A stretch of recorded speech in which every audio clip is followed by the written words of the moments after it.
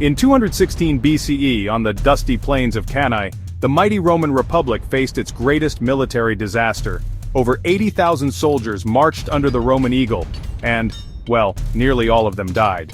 Their opponent? A Carthaginian general who had crossed the Alps with war elephants, and with him brought the art of encirclement to the west. This is the story of Hannibal's masterstroke, the Battle of Cannae, a clash that redefined warfare, shattered Roman pride, and still echoes in military academies today.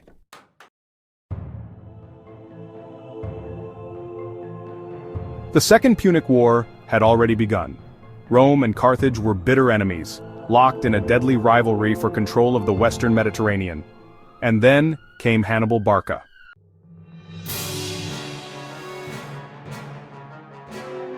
In one of the most daring moves in ancient history, Hannibal crossed the Alps from Iberia into Italy, with tens of thousands of men, cavalry, and even African war elephants.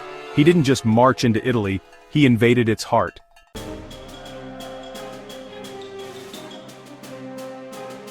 Rome underestimated him at first. They thought they could corner and crush him quickly. But Hannibal wasn't like any enemy Rome had faced. He crushed Roman armies at Trebia, then again at Lake Trasimene, where he lured them into a foggy trap and killed thousands.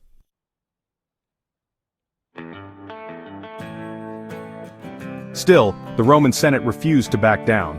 They assembled the largest army the Republic had ever seen, over 80,000 infantry and 6,000 cavalry, led by two consuls, Lucius Aemilius Paulus and Gaius Terentius Varro. Rome was ready to end Hannibal once and for all.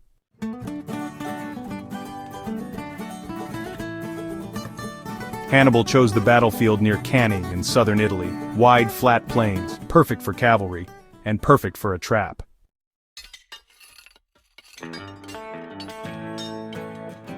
He had around 40,000 infantry and 10,000 cavalry, far fewer men than Rome. But his troops were seasoned, Iberians, Gauls, Libyans, hardened veterans who had followed him for years. But Hannibal had something else the Romans didn't: a plan.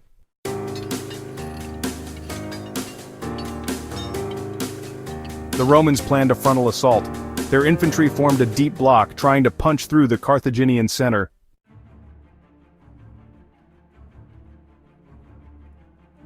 Hannibal anticipated this. So he set a trap with reverse psychology. He arranged his army like this: a curved center of Gauls and Spaniards, weaker but mobile, strong African infantry on the flanks, hidden slightly behind, his cavalry, led by Hasdrubal, on both wings, with superior numbers on the left.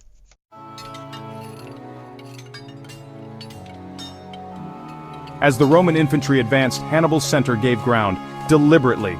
It looked like they were breaking. The Romans took the bait. They surged forward, pushing deeper and deeper, until they were surrounded.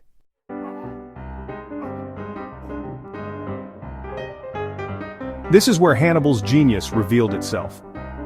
As the Roman infantry drove forward, the crescent-shaped center of the Carthaginian line gradually collapsed inward, not in panic, but in controlled retreat. And then it happened.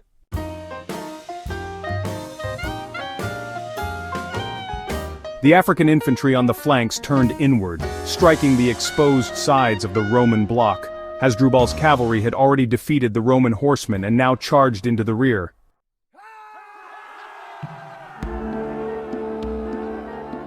The Romans were trapped in a complete circle. This was the earliest recorded example of the double envelopment, or pincer movement, in history. Tens of thousands of Romans were packed into a killing zone, shoulder to shoulder, unable to swing their swords or move. It was no longer a battle, it was a slaughter.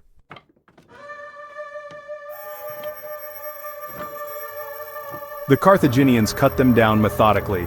Estimates say between 50,000 and 70,000 Roman soldiers died in a single day. Easily one of the deadliest days in the history of warfare.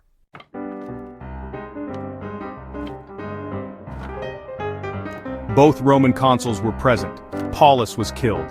Varro survived, barely, and was later honored by the Senate, not for winning, but for not surrendering. Rome was shocked. Cities across Italy defected to Hannibal. Allies wavered. The Republic was on the brink.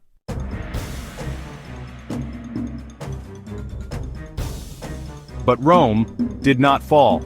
Instead of panicking, the Senate forbade any talk of negotiation. They raised new legions, banned tears in public and doubled down on total war. Rome learned from Cannae, and they never made that mistake again.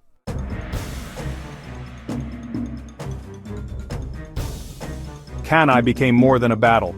It became a case study, a template for how to win against overwhelming numbers using superior tactics. Military strategists from Napoleon to Schlieffen to Stormen Norman Schwarzkopf studied Cannae. The double envelopment became a legendary maneuver, and Hannibal its undisputed master.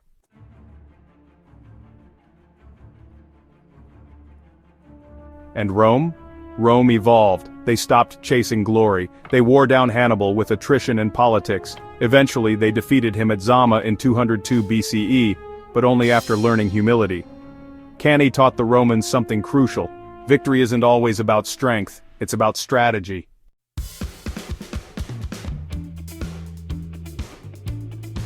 The Battle of Cannae is still studied today, not just as a story of Roman defeat, but as a lesson in leadership, tactics, and resilience. Rome bled that day, but from that defeat, it rose stronger, smarter, and eventually unstoppable. If you enjoyed this dive into ancient warfare, like and subscribe for more stories from the battlefields of history, and tell us in the comments, was Hannibal the greatest general of all time? Until next time, Vale.